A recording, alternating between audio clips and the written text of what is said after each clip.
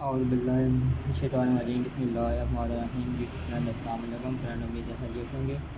तो फ्रेंड, आज मैं आपको दुकान आऊँगा नोकिया 105 की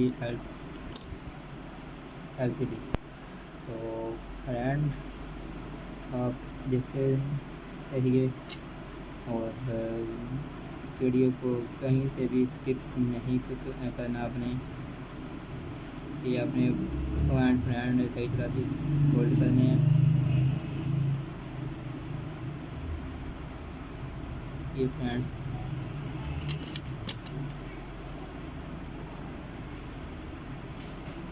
सोल्ड हो गए फ्रेंड। फ्रेंड को भी सोल्ड करना सही करना है, अपने सोल्डिंग करना है इसको।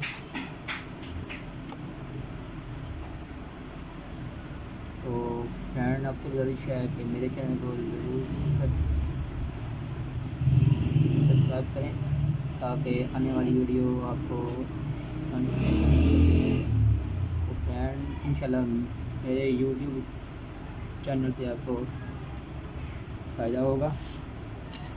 तो आइए वीडियो शुरू करते हैं। फ्रेंड, इस तरह लगानी है, ये बोर्ड को इस तरह लगाने के बाद फ्रेंड को ये देखिए आपने लगानी है इस तरह से, ये ऐसे हो जाएगी इस तरह। ठीक होगा फ्रेंड। आइए वीडियो शुरू करते हैं। बिस्मिल्लाहिर्रहमानिर्रहीम।